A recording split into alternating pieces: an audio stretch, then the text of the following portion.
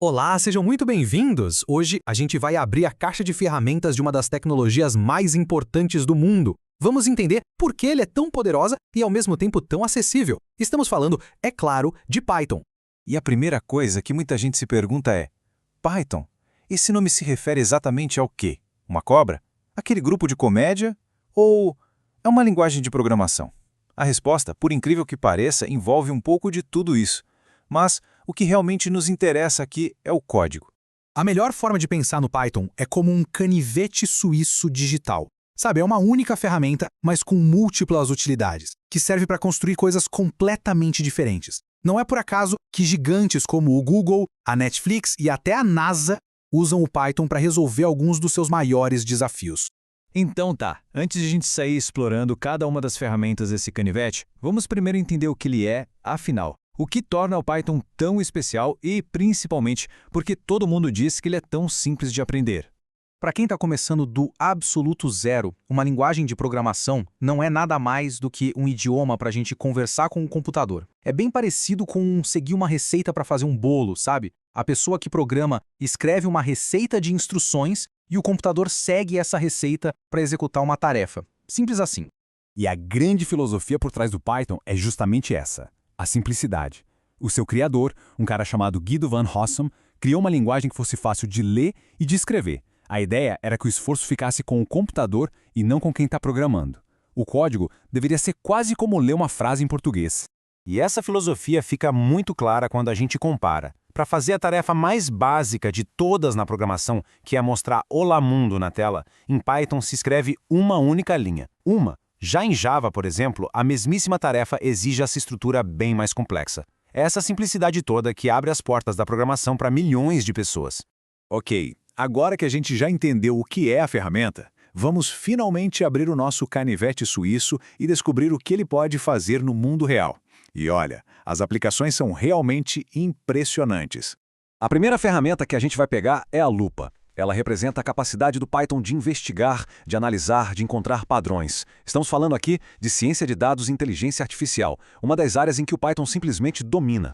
Com bibliotecas poderosíssimas como Pandas e NumPy, o Python consegue processar uma quantidade gigante de informação. Ele pode, por exemplo, ajudar uma empresa a prever as vendas do próximo mês, analisar o sentimento das pessoas em posts de redes sociais ou até ser o cérebro por trás de sistemas de reconhecimento facial. Vamos para a próxima ferramenta do nosso canivete, a chave de fenda. Ela serve para construir coisas sólidas, funcionais. No mundo digital, isso quer dizer desenvolvimento web, a criação dos sites e aplicativos que a gente usa todos os dias. Por exemplo, a infraestrutura por trás de aplicativos como o Instagram, o Pinterest e o Spotify foi construída usando o Python. Ferramentas como Django e Flask permitem criar de tudo, desde um blog simples até sistemas super complexos e seguros que aguentam milhões de pessoas usando ao mesmo tempo. Agora a gente pega o alicate, uma ferramenta para quê? Para agarrar e manipular tarefas repetitivas, fazendo aquele trabalho pesado no nosso lugar. Essa é a automação, um dos superpoderes mais práticos do Python. Imagina só, nunca mais ter que ficar copiando e colando dados de centenas de planilhas. Ou então programar um envio de relatórios diários por e-mail, tudo automático. O Python pode fazer tudo isso. Ele libera tempo, aumenta a produtividade e, claro, reduz bastante a chance de erro humano. Mas de onde veio essa ferramenta tão incrível? Toda grande invenção tem uma história de origem. E a do Python, olha, é bem curiosa. Vamos voltar um pouquinho no tempo para conhecer? Ao contrário do que muita gente pensa, o nome Python não tem nada a ver com a cobra. Guido van Rossum, o criador da linguagem, era muito fã do grupo de comédia britânico Monty Python's Flying Circus. Ele só queria um nome que fosse divertido, meio irreverente e que fugisse um pouco dos padrões técnicos daquela época. O Python nasceu como um projeto de hobby, lá em 1989. Foi lançado para o público em 91 e foi crescendo. Em 2000 veio o Python 2, que reinou por quase 2 décadas. Só que em 2008 foi tomada uma decisão bem ousada: lançar o Python 3. Era uma versão muito melhor, mas que quebrava a compatibilidade com a anterior. Finalmente, em 2020, o Python 2 foi aposentado de vez e hoje o mundo da programação vive na era do Python 3. Essa mudança de versões foi um marco. Mas por que hoje, sem nenhuma sombra de dúvida, o Python 3 é a única escolha para qualquer projeto novo? Vamos entender as principais diferenças, que são bem importantes. A mudança mais óbvia, para quem bate o olho no código, é no comando print. No Python 2, ele era uma palavra especial solta. Já no Python 3, virou uma função, com parênteses. Parece algo pequeno, né?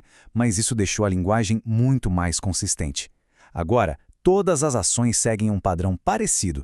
Outra melhoria fundamental foi na matemática. No Python 2, se a gente dividisse 5 por 2, o resultado era 2, só a parte inteira. Isso era bem confuso. O Python 3 consertou isso. Agora, 5 dividido por 2 dá 2,5, como a gente espera que dê. É bem mais intuitivo e evita um monte de erros bobos. Certo. Com toda essa informação, qual é o melhor caminho para começar a aprender Python? A jornada pode parecer longa, mas com um bom mapa, tudo fica mais simples. Pode acreditar. O roteiro que todo mundo recomenda é bem simples. Primeiro, construa a base. Entenda a lógica de programação, como o computador pensa.